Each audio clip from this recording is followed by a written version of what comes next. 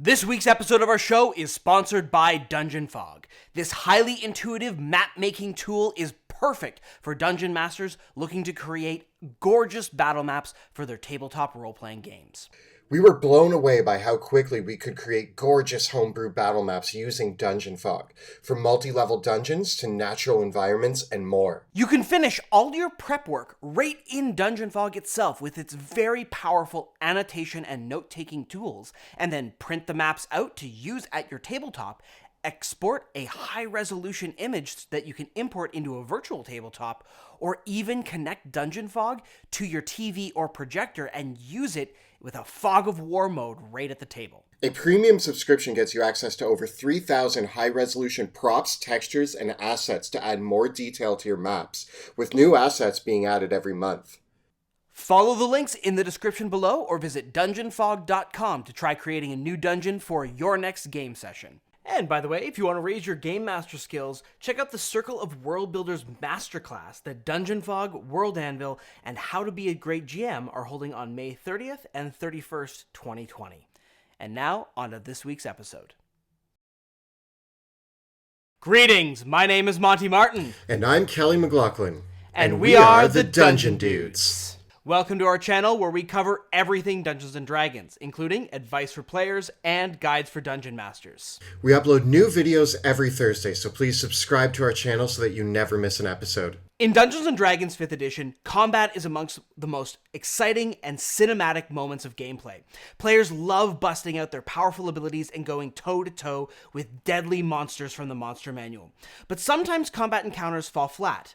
They're too easy, or sometimes too difficult, and sometimes they just turn out completely boring. How can we prevent this so that combat encounters are always a memorable and fun experience? Now, the Dungeon Master's Guide has a lot of combat encounter building tools, and these are a great place to start. But there are a lot of nuances that aren't taken into account in these guides. And through years of experience, Monty and I have found that there are some common pitfalls that people can fall into when designing these combat encounters. Today, we're going to go over our top 5 and look at what we can do to make our combat encounters stronger at the table. There's a lot to discuss today, so let's get rolling. So you might be using an encounter builder tool or following guidelines in the Dungeon Master's Guide for building balanced encounters, and you're choosing your monsters, and then the combat encounter doesn't turn out all that difficult.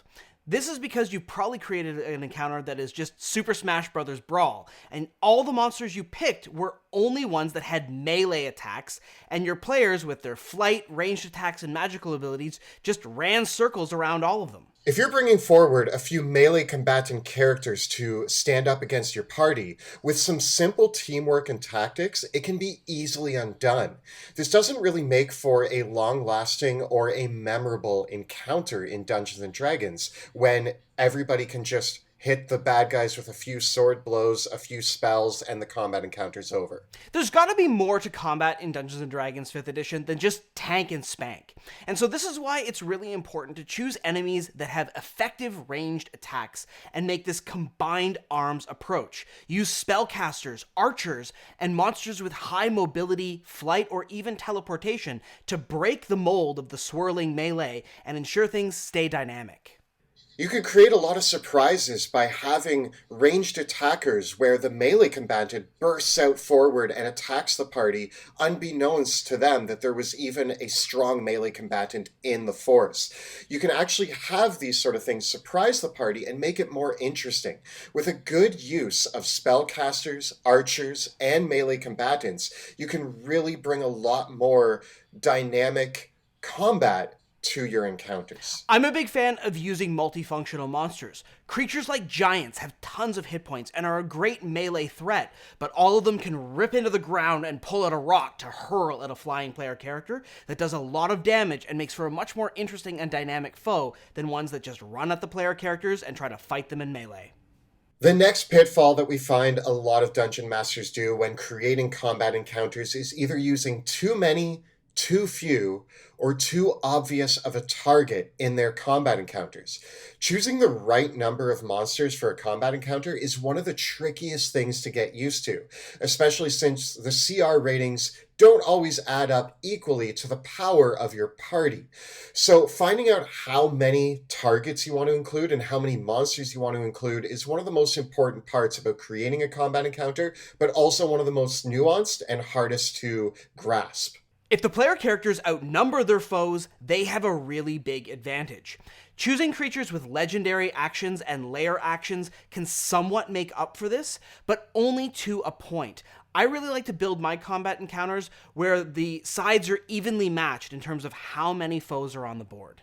On the flip side of this, if your monsters outnumber the players 2-1, this can actually bog down and slow down a lot of combat. The more monsters you have, the more you as a dungeon master need to control at the table, and combat encounter can be stretched out and the players could get bored. Player characters could get overwhelmed with a large number of monsters. If 1 or 2 of them go down, suddenly this overwhelming number can become a total party kill scenario really quickly.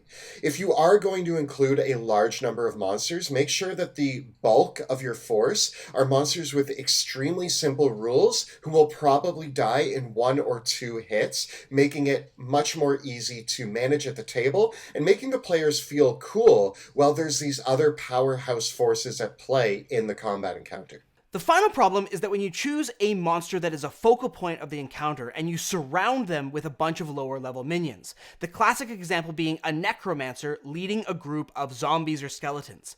The player characters know that the necromancer is the most obvious target. They're going to go for them and the encounter is won once the necromancer is killed. The zombies and the skeletons really aren't a threat with the necromancer leading them. This target is just too obvious and it will be too easy for the players to single that out and destroy them.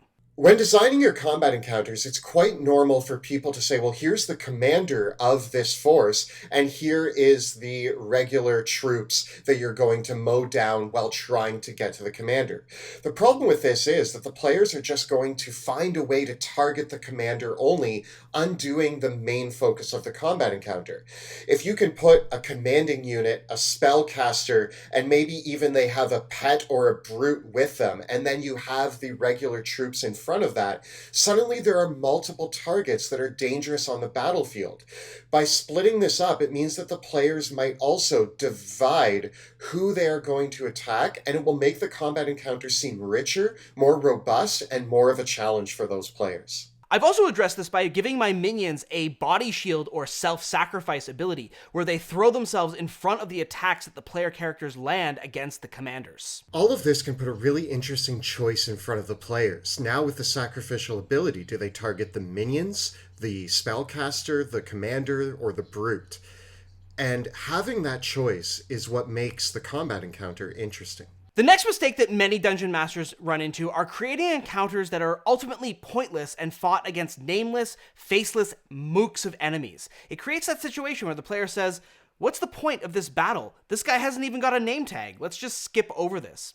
Some players like the chance to just kick ass, but in a lot of cases, I think it's more important for Dungeons & Dragons players to have battles that have meaningful stakes against interesting enemies. And having a battle just for the point of having a battle often creates a really boring experience. Adding meaning behind a combat encounter just opens up the doors for a lot of different aspects of what makes a good DM and what makes a good combat encounter. Even something as simple as not having your enemies fight until their last dying breath. Is there a reason they might run away? Is there a reason they want to survive? Maybe there's something that they're after or something that they're protecting and they're going to fall back to a different room to make sure that they can work with their comrades to secure whatever the goal is of this combat encounter. There are millions of reasons why a combat encounter might break out, and choosing one of them and just writing that down so that you know why is the combat encounter happening, what are the stakes, what do the enemies want, and knowing these little bits of information will allow you to add those in through role-playing into the game and make a more robust combat encounter. You've got to have meaningful stakes that inform the conflict. There needs to be a question that is more dramatic and interesting than just, will the characters survive? What is their objective? What are they fighting against? Why do the enemies not want them to succeed? Answering all these questions will actually create openings for the possibility that combat is not even a foregone conclusion. Maybe the player characters have a way of sneaking past the combat or negotiating with their foes, and this adds to the dimension of role-playing and world-building in your game. Not all encounters need to end with swords being drawn. We are talking about combat encounters today, but keep an open mind to the possibilities of your players using social or exploration to overcome potential threats. By adding purpose and meaning to your combat encounters, you're now giving the players a sandbox of opportunities to play around with.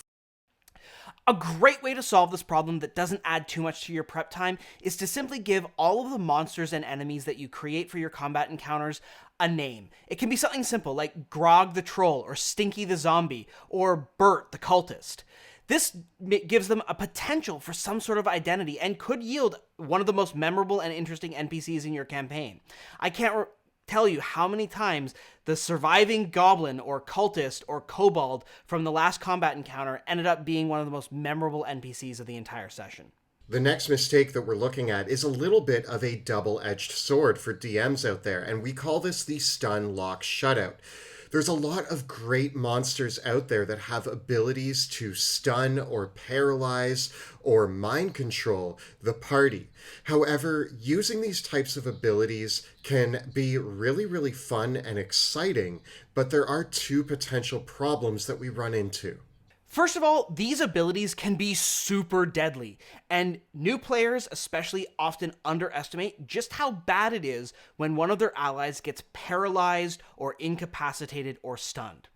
That player character that is taken out of the fight means that the party is at a serious disadvantage, and that character specifically, if they're paralyzed and they're targeted by the monsters, which is a really good strategy for the monsters to use, that character can get taken out really, really easily, and they can go from being stunned to being dead really, really quickly. The second major pitfall is that this can actually become very boring for players at the table.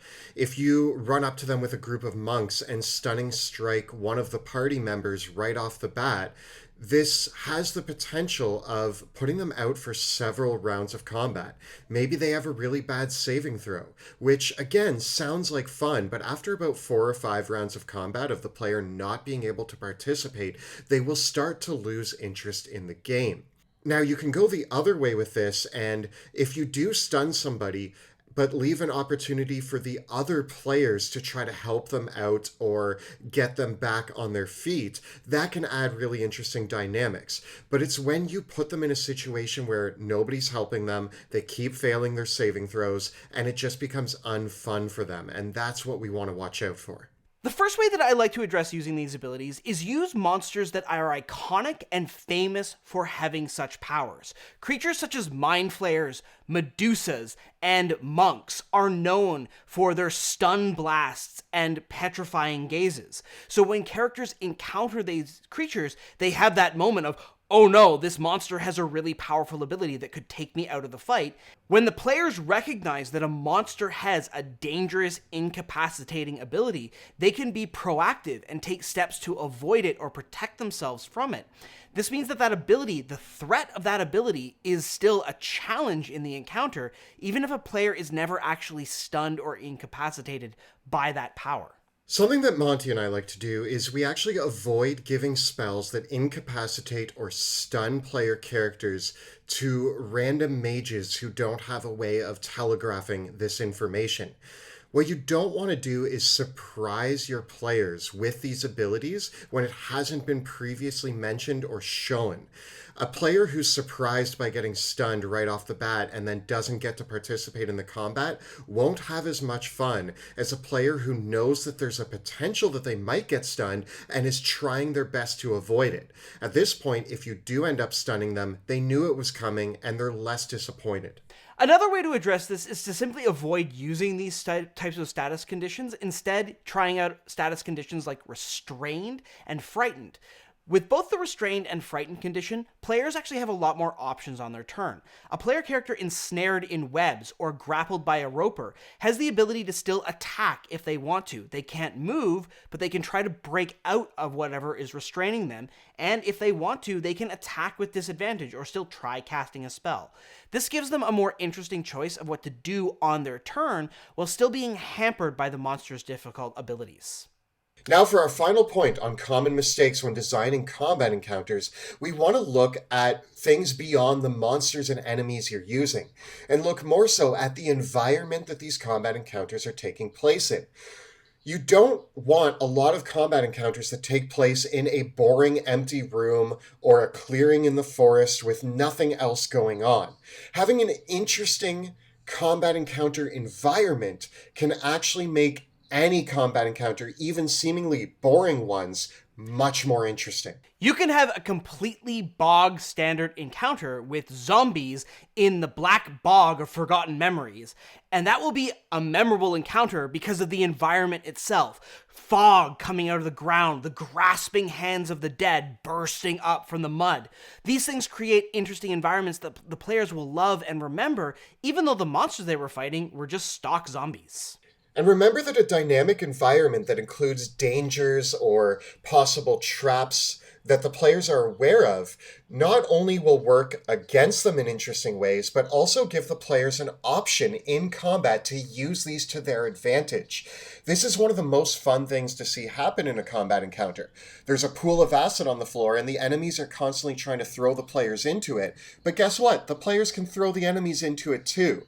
Adding these simple little things into a combat encounter can add much more dynamic and interesting play at the table. Put those obstacles right in the middle of the board. Don't leave that empty space out in your battle maps. Add things like elevations, staircases, balconies, things that the players can break, or things that might even explode or change the battlefield entirely.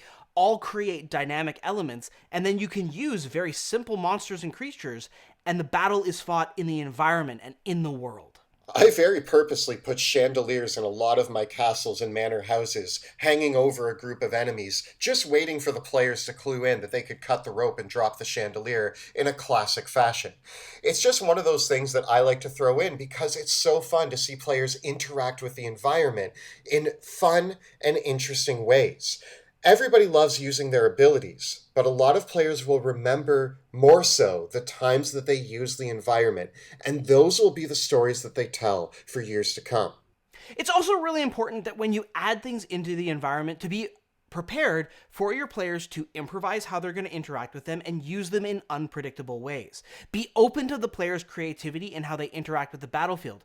Don't put a bunch of toys in the room and get upset when your players start playing with them and breaking with them. That's what they're there for. You should also keep in mind that creating choke points can be a really interesting advantage to either the player characters or the enemies. However, creating too many choke points too often can actually lead to more boring play. I love having awesome battles on bridges, but the problem with the bridge is that it's a choke point just as much as a hallway is. The only difference is that you can knock enemies off the bridge into the water below. At the end of the day, you want to be very open to the character's improvisation of the situation.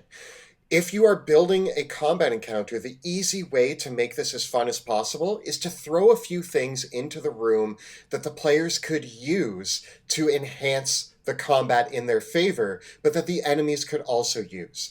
Just make a list of cool things to throw into an environment and add one or two of them into any combat encounter you create, and it will become a memorable experience at your table. So, in conclusion, don't just plug a bunch of monsters into an encounter builder or use the tables in the Dungeon Master's Guide and expect that to result in a memorable combat encounter. Think a little bit more about the monsters that you are choosing and putting into your battles, the abilities that they have, and the environments that they occupy. And this will help make sure that your combat encounters stay challenging, stay memorable, and stay fun.